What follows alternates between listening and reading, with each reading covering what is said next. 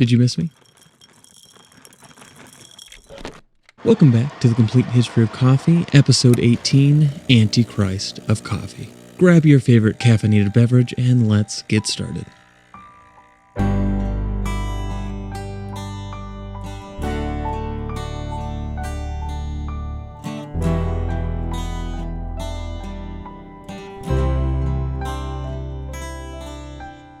I know it's been a while since our last episode, but thank you for your patience. Let's get into what I think is going to be the coolest coffee brewer for a tasting we've done on the podcast up to now, the Siphon. You may want to watch this part of the podcast on YouTube if you've never seen one of these before. Okay, so today we used a Siphon coffee maker to make our coffee, and as an added uniqueness, we're also using a decaf coffee because both the Siphon and decaffeination are going to feature this episode, as well as cereal. We'll have to watch the episode to find out what happens, but let's get into the coffee tasting. So this is from a local coffee shop called Satellite Coffee. It's definitely one of my favorite local coffee shops.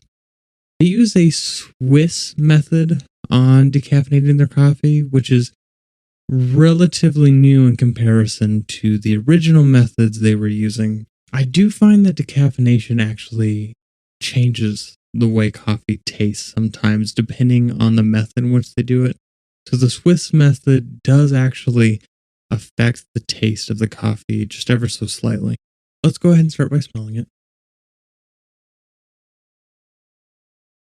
So, not a whole lot of smell overall. Try tasting it. It's honestly a little bit flat.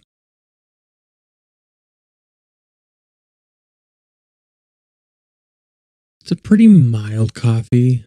Definitely more of a medium roast overall. I would say it's probably got Latin American aspects. It's honestly a pretty easy coffee to drink, though. It's not super flavorful in any specific direction. It has a little bit of notes of earthy herbal, a little bit of chocolate, a little bit of nutty, so it might be a bit of a mix of different regions. All in all, it's a pretty smooth coffee, not super acidic, and I'm sure the Siphon is also affecting that a little bit in the overall flavor profile. So let's get into the story of how coffee and cereal went to war. Before we jump back into the history of coffee, I wanted to give you all a special treat first. Quite literally, as I found out the first Friday of June is National Donut Day. So to celebrate, here's a brief history of donuts. Donuts trace their history back to ancient Greece and Rome, where cooks would fry strips of dough and cover them in honey, or even fish sauce, which probably sounds a little less appealing than the glazing we use today. A few centuries later in the medieval period, Arab cooks similarly fried pieces of dough and then soaked them in sugary syrup. These sort of fritters became popular in Northern Europe by the early modern era in the 1400s. Germany then took this and made it more of a savory pastry, adding meat or mushrooms as they often lacked access to sugar. The Dutch and later Pilgrims brought donuts to the New World. And finally, holes were introduced to donuts, as egg yolks were being added to dough and resulted in a richer, more firm pastry, but one which was raw at the center. Although the innovation of the hole to the donut is generally attributed to Captain Hanson Gregory, supposedly his ship hit a storm in June of 1847, and so used the ship's steering wheel as a donut holder to free up his hands by stabbing the spoke through the pastry. He realized after he actually preferred the donut without a raw center, and so this led to our modern donut. After this point, donuts seem to have become a primarily American pastry. By World War I, they became a patriotic food for the troops, with donut girls frying fresh donuts for soldiers in France, with those troops becoming known as doughboys. World War II similarly had donut dollies, which replaced the donut girls. Jewish bakers began making a type of dough over 1,000 years ago, being served today as part of Hanukkah celebrations as a reminder of the miracle of the Hanukkah oil. From Jewish innovation, we gained the first automated donut machine in 1930. It was also the son of a Jewish immigrant who launched a donut and coffee shop in 1948 called Open Kettle, which brought donuts and coffee together for blue-collar Americans in the heart of the country. The man was William Rosenberg, and 2 years later, in 1950, he changed the company's name to Dunkin' Donuts. America runs on Dunkin'. Getting back into the history of coffee, during the late 19th century, a new fear arose as a new threat to humanity became stronger and more intelligent. Goats moved to take over the world. Well, actually, it was a growing fear of caffeine.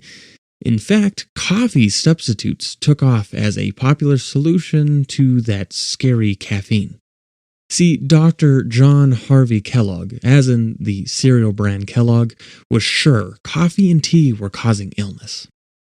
He allegedly was quoted as saying, quote, "Insanity has been traced to the coffee habit," end quote. Into this, Charlie Post, yes, also as in the cereal brand Post, began seeking treatments for his supposed mental illness, known in this period as neurasthenia.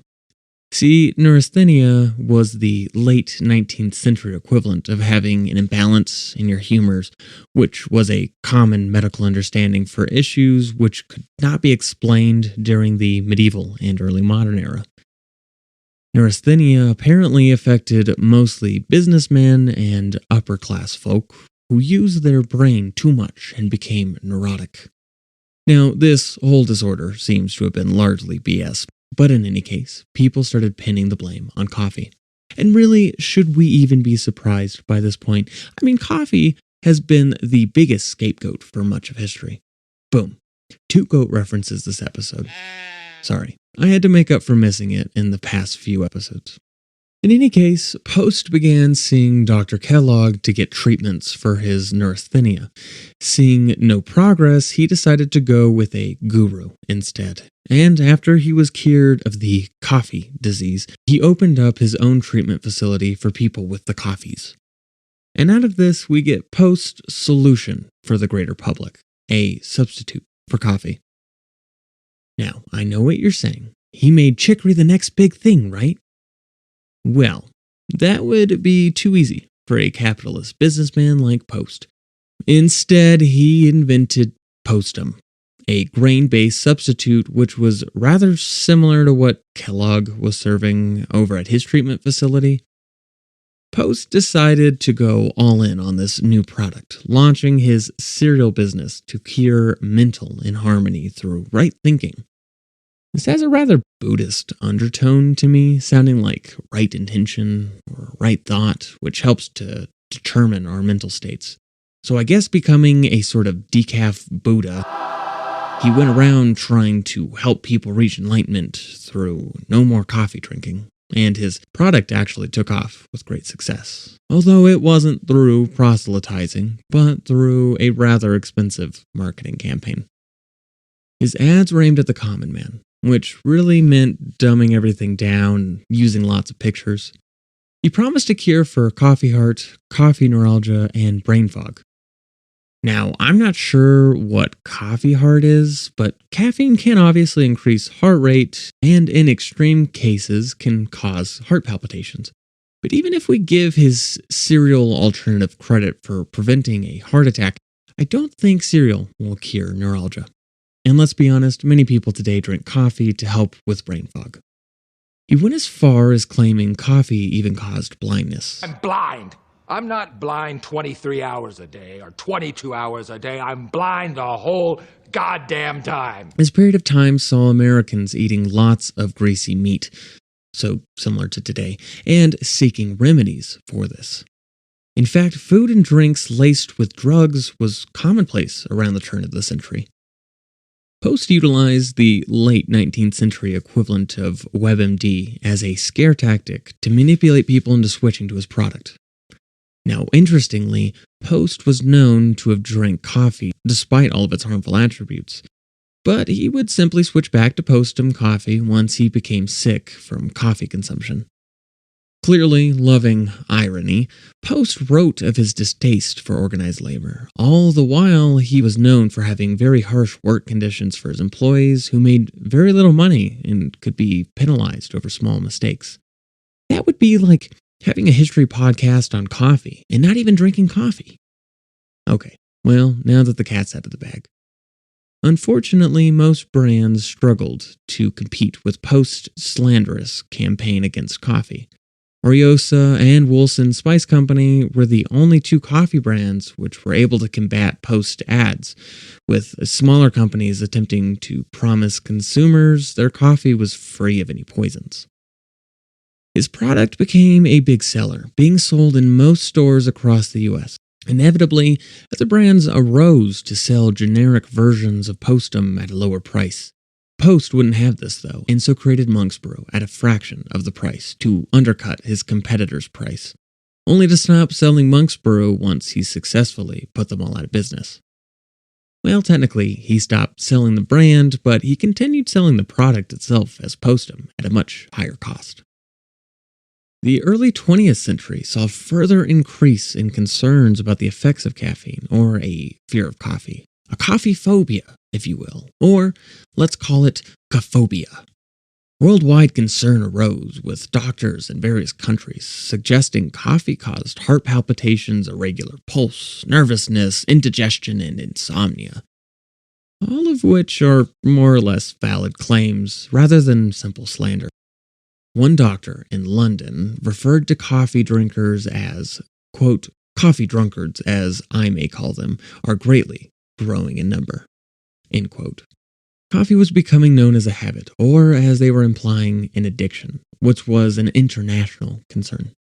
In fact, if you remember from our Dawn of Revolution episode, it was at this point in time the King of Sweden, Gustav III, wanted to ban coffee for its ill effects so badly that he had two criminals tested upon with coffee and tea.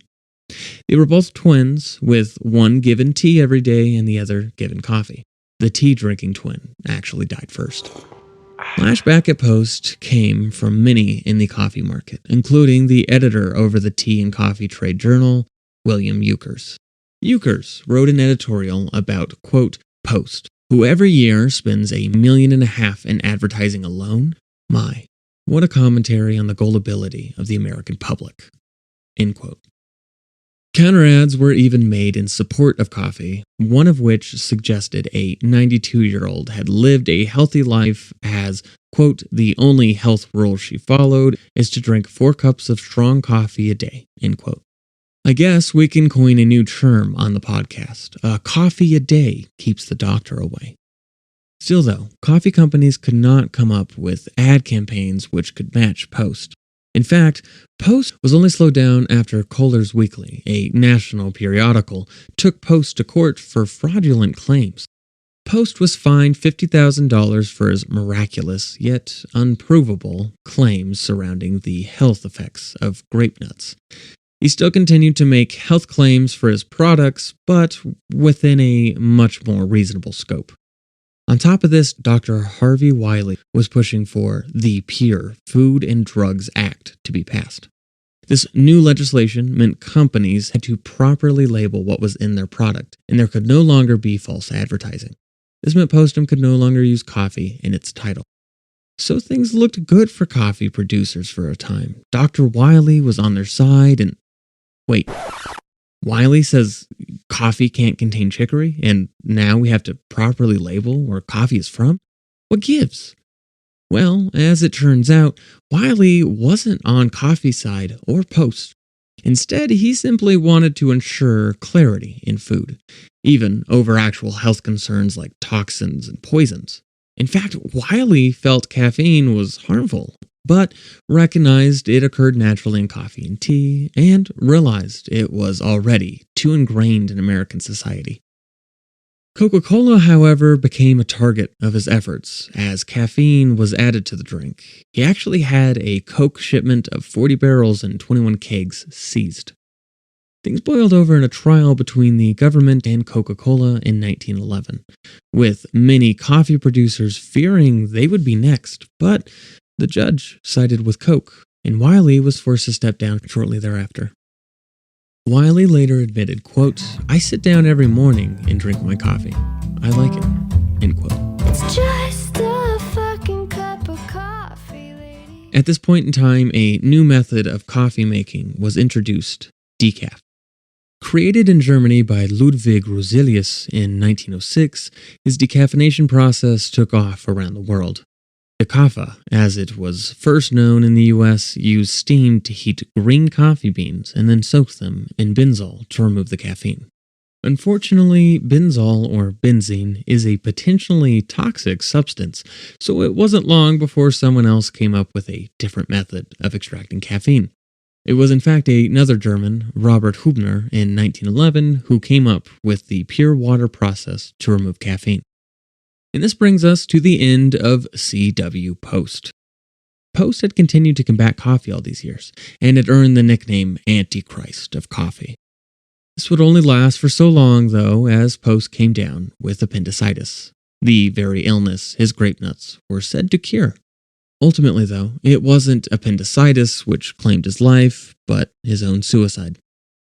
Unfortunately for coffee businessmen, it wasn't the end of Post's war on coffee, as his daughter took over the company, turning it into General Foods, and continued making Postum and anti-coffee ads.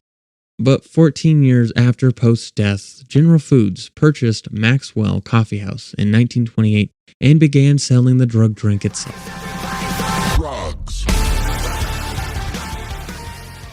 Let's jump back across the Atlantic to Europe to see what's been going on over there with coffee since we last left off. Coffee making remained much the same in Europe from the time of its arrival until the 19th century. Coffee was often ground using a mortar and pestle, and brewing was done by simply steeping those grounds in hot water, with the biggest concern being coffee grounds left in the drink. However, the invention of the percolator out of Paris in 1806 and the siphon out of Berlin in the 1830s allowed coffee to evolve into a higher quality beverage.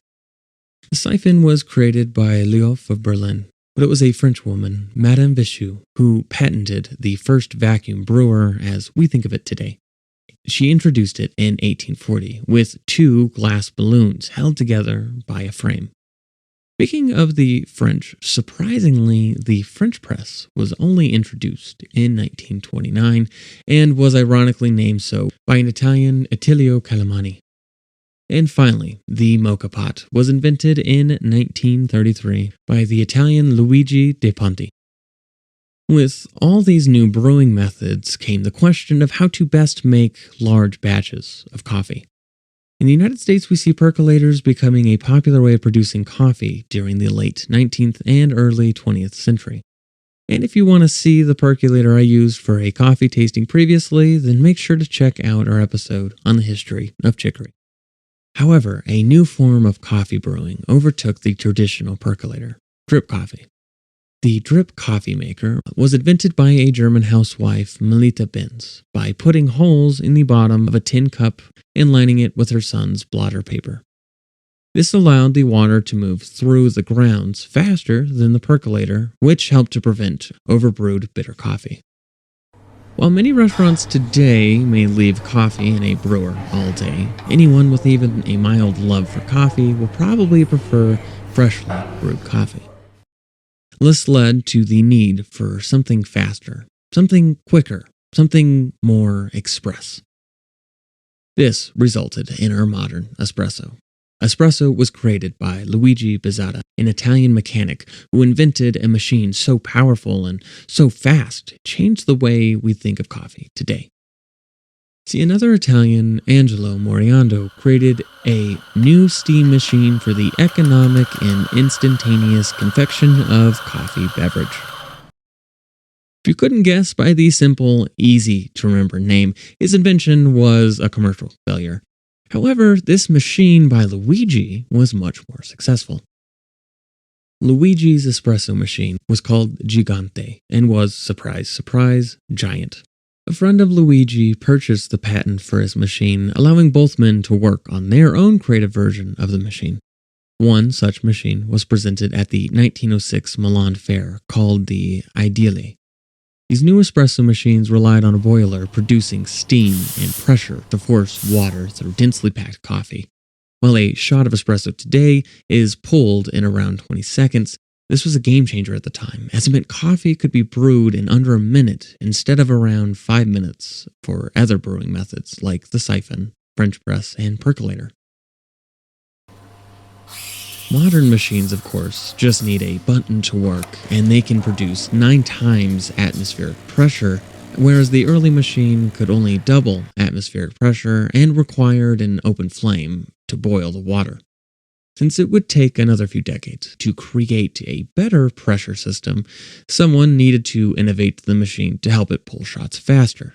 And if you're thinking it's another Italian, well, you would be correct. This Italian, Achille Gaggia, was the one who added the lever to the machine.